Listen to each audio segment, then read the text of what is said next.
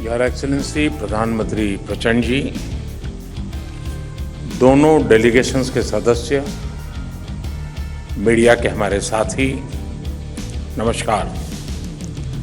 सबसे पहले तो मैं प्रधानमंत्री प्रचंड जी का और उनके प्रतिनिधिमंडल का भारत में हार्दिक स्वागत करता हूं।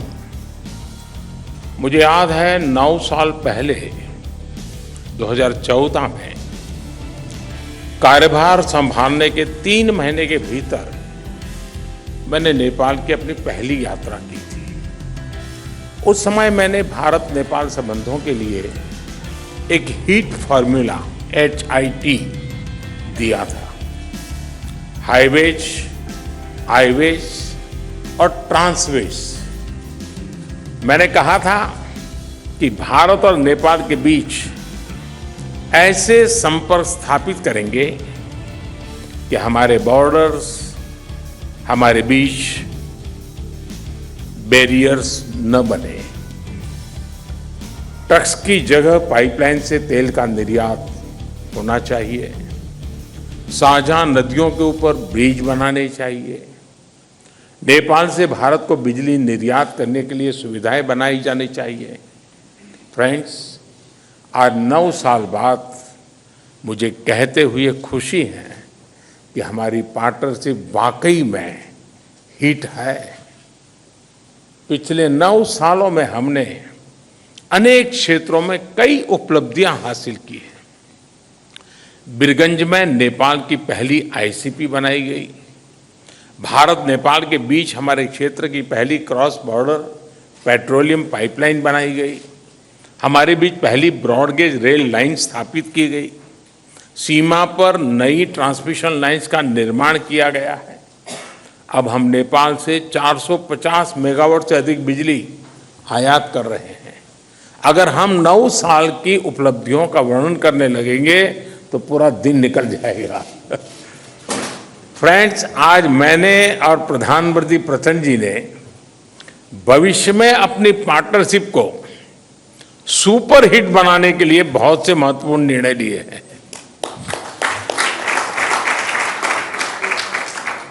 आज ट्रांजिट एग्रीमेंट संपन्न किया गया है।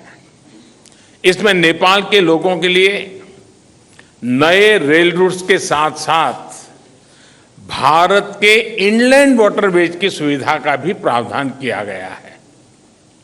हमने नए रेल लिंक स्थापित कर फिजिकल कनेक्टिविटी को बढ़ाने का निर्णय लिया। साथ साथ भारतीय रेल संस्थानों में नेपाल के रेल कर्मियों को प्रशिक्षण प्रदान करने का भी निर्णय लिया गया है। नेपाल के सुदूर पश्चिमी क्षेत्र से कनेक्टिविटी को बढ़ावा देने के लिए सिरसा और झूलाघाट में 2 और पुल बनाए जाएंगे।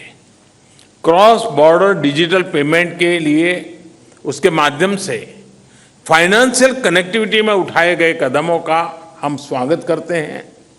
इसका लाभ हजारों विद्यार्थी, लाखों टूरिस्ट और तीर्थयात्रियों के साथ साथ मेडिकल ट्रीटमेंट के लिए भारत आए मरीजों को भी मिलेगा।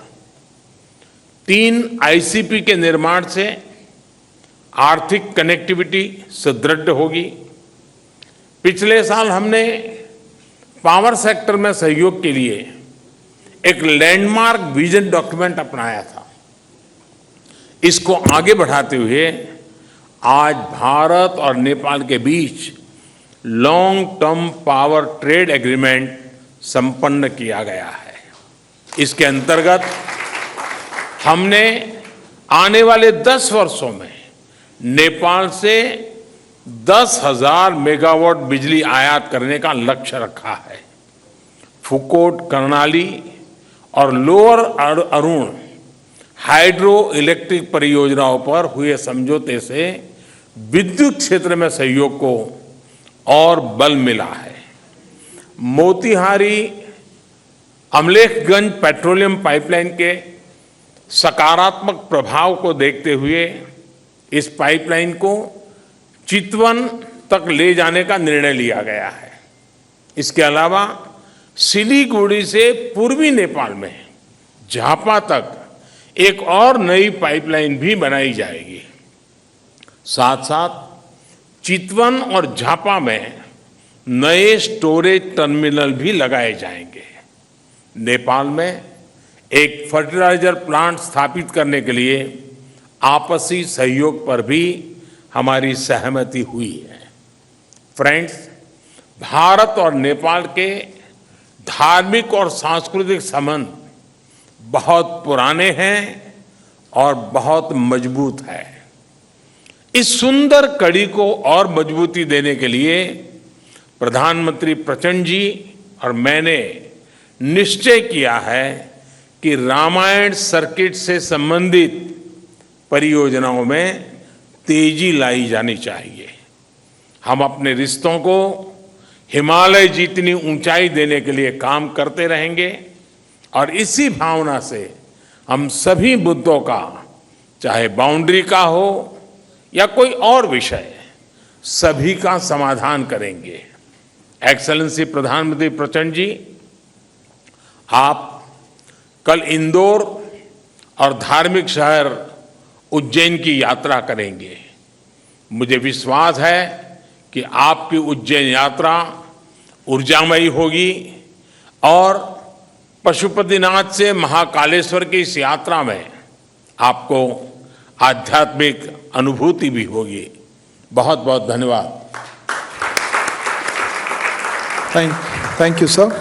May I now call up. Chhattisgarh और देश दुनिया की राजनीतिक, सामाजिक, खेल से जुड़ी खबरें, साथ ही बॉलीवुड और हॉलीवुड की लेटेस्ट जानकारी के आप हमारे चैनल टुडे न्यूज़ 9 छत्तीसगढ़ को सब्सक्राइब कीजिए। साथ में आप बेल आइकन पर जरूर क्लिक कीजिए।